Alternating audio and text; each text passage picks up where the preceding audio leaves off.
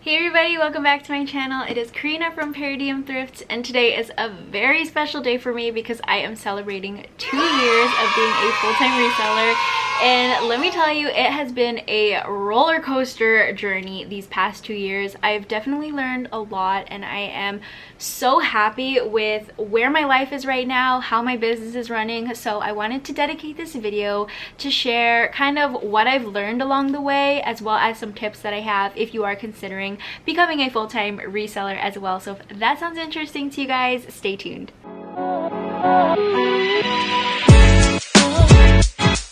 I made the leap to become a full-time reseller back in 2019. My fiance and I moved from San Diego, California to the Dalles, Oregon because we actually bought a coffee shop while we were visiting here on vacation a month prior. And so yeah, we packed up our lives and moved our 2-year-old daughter and our 4-year-old German Shepherd up here into the Pacific Northwest. Even though like the whole coffee shop thing didn't fully work out the way that we wanted it to, I feel like it was the universe kind of opening a door for us into this new chapter in our lives, and that we were being called to be up here for one reason or another. The first year of reselling for me full-time was not pretty. It was extremely difficult. I mean, you can already guess, like trying to run your own business in 2020. I think it was one of the most challenging things I've ever done, honestly, but I made it out, and I'm extremely happy that I stuck through it and that I kind of pushed myself to get past all of the obstacles that kept like popping up for me. I feel like my situation was a little bit different than like what you typically see full-time resellers transitions look like. I moved to a completely different state, a completely different city where I knew no one, and it's a small town where there aren't too many sourcing opportunities here. I mean, we do have a Goodwill, but to go to do any like retail arbitrage or to go to like any other Goodwill, it's literally over an hour away. So that was a huge change that happened in my business. I feel like I spent the first year of being a full-time reseller kind of relearning how to do everything and rebuilding my business, because reselling here in this capacity that I am now looks a lot different than what I was doing back in San Diego, even though I was a part-time reseller. So I feel like having that year was kind of like a buffer for me. And I don't really like talking about it because I honestly, my sales weren't great. I definitely suffered a lot, and I'm taking it all as a learning experience. I like to look at anything that might be considered like a failure as a learning opportunity and see how I can grow from there. And honestly, in the second year of doing this full time, I feel like I have seen a lot of growth, both in my business and both personally. When I first became a full-time reseller, I feel like it was my entire identity. I didn't really know myself outside of reselling. I thought that was all that I could do, all that I was good at, and every second of my life had to be dedicated to reselling. And I feel like nobody really talks about that because on social media, obviously, social media is fake, and that's something that I'm still processing. But there are so many of these like ideal looking businesses out there that we all follow. At least I follow a lot of women out there, and men, who run extremely successful reselling businesses, and all I wanted was for my business to look like theirs. And I just wanted to figure out what I needed to do to get my picture to look like theirs. And it took me a while to realize that that was never going to happen. Not because I wasn't capable of doing that, but it's because my situation is 100% different from theirs, and from yours, and from hers, and from his. And there's no way that I could make my business be like a carbon copy of theirs without having the same exact circumstances. I feel like there's this like ideal roadmap of how like a reseller's journey is supposed to look. Like, first you're supposed to do it part-time, and then you're supposed to grow it super big so that you can transition into a full-time job and leave your real job behind. And then you're supposed to move into a warehouse or a storefront and hire all these people and build it into this like empire of reselling. And while that is somebody's path, it is not everybody's path. And that was a hard pill for me to swallow. Obviously now I do have a small office space, but this wasn't really the path that I expected for myself. I really thought that I was gonna be like in a warehouse like last year, and that there's just no way that I could have made that happen with everything that was going on in my life. I mean, not to mention that we were going through a pandemic, but I feel like I've really learned to kind of give myself grace and understand that the way that I run my business 100% works for me and the way that I want to live my life. And if I had like a warehouse, if I had employees, that would be another responsibility that I don't think I'm ready to take care of and to bring on into my life at this moment. I hope that this is making sense and I'm not just rambling. But anyway, I want to share some tips that I have for anybody who might be considering going full-time, or maybe, you know, circumstances have made it so that you don't have any other options, kind of like how I was pushed into it. I feel like not a lot of people talk about the transition that some resellers make when it isn't planned for you to go full-time, and maybe you are let go from your job, or you have to move and you can't find a new job. I just feel like there are so many ways that you can become a full-time reseller that don't involve planning for it and like building your business to this huge monster before you can truly rely on it. And obviously I know that that is like the ideal way and the best way under the best circumstances, but unfortunately not everybody has that luxury in life. So hopefully these tips can help you if maybe you are feeling doubt that you aren't going to be able to make it work.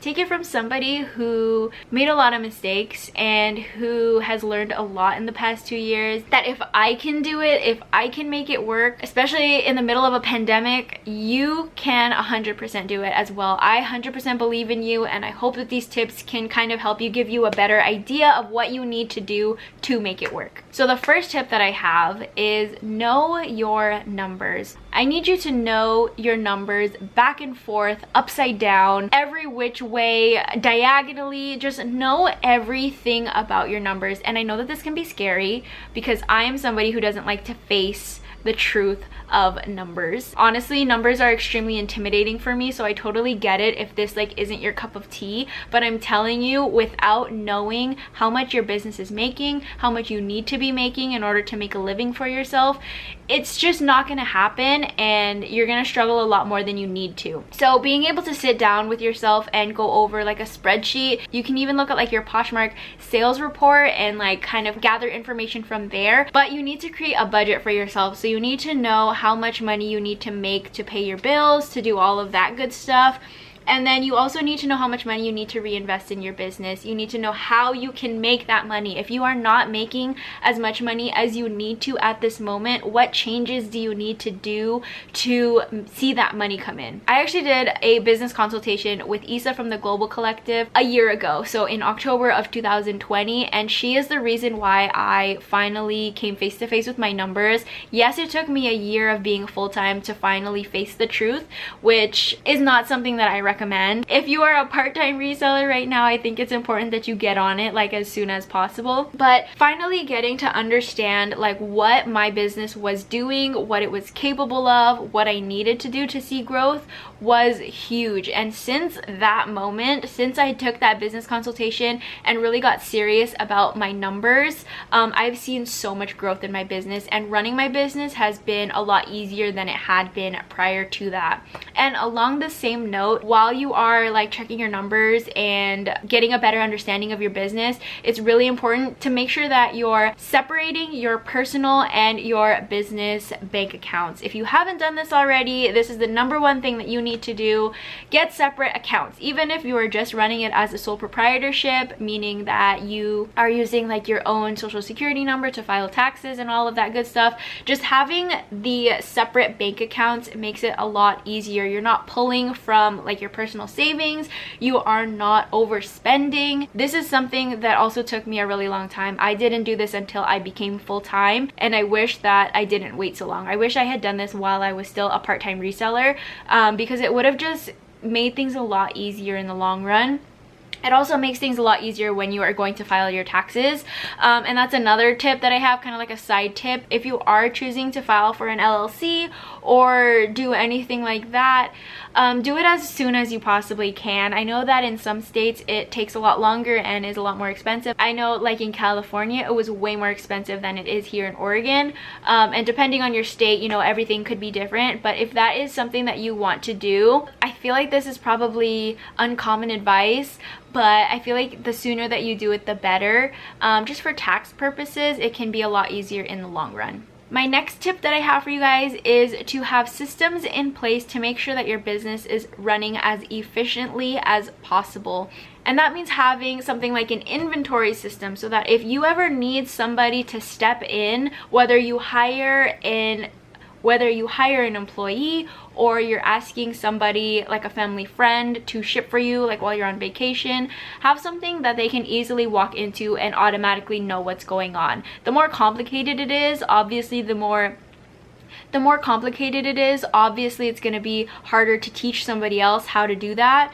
And I know that like in some cases for myself, I know how something works, but in order for me to like explain it to somebody else, it's just kind of like a shit show.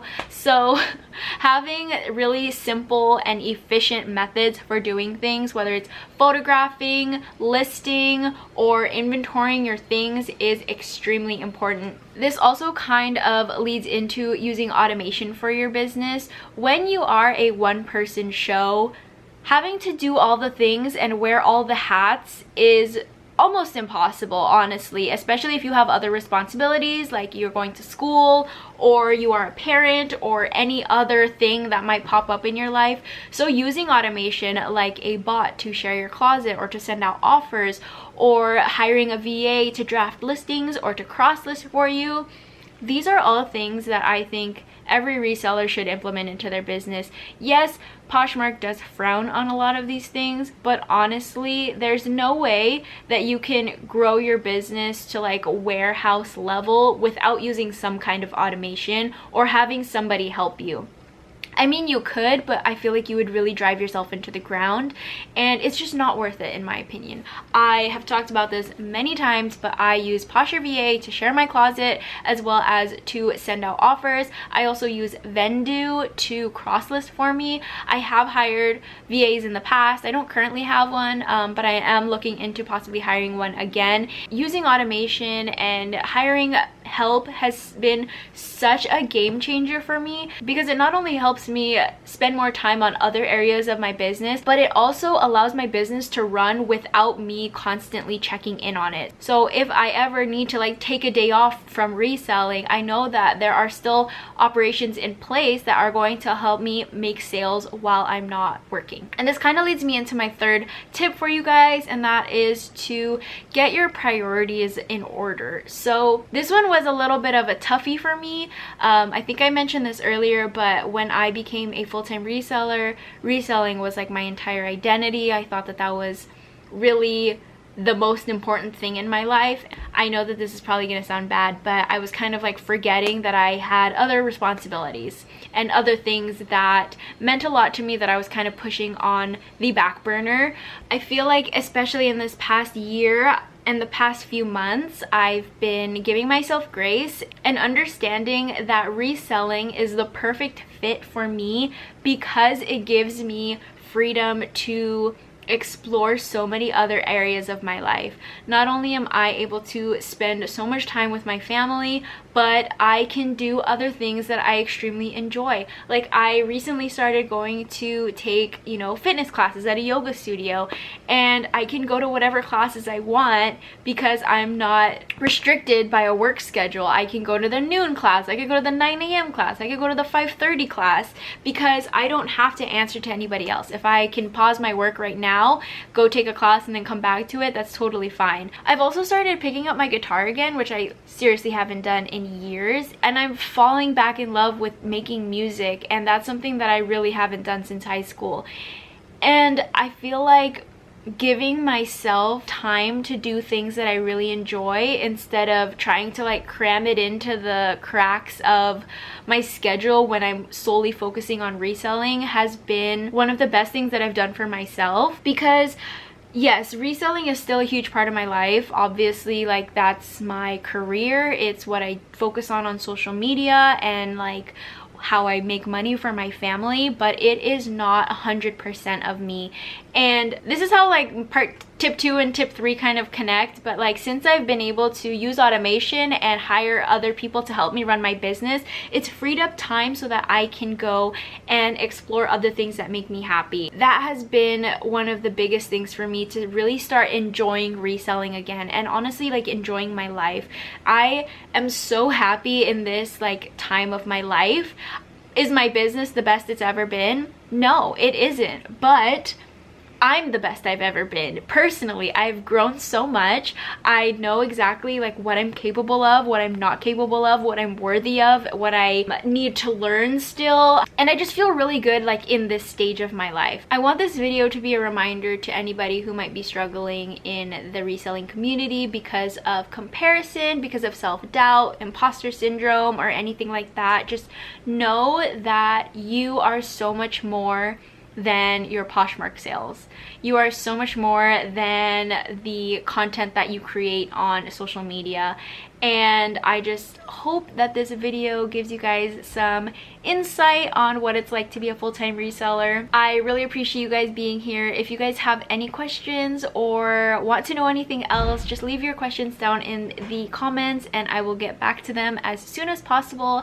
I really appreciate you guys all, and I hope you enjoyed this video. I will see you guys next time. Bye!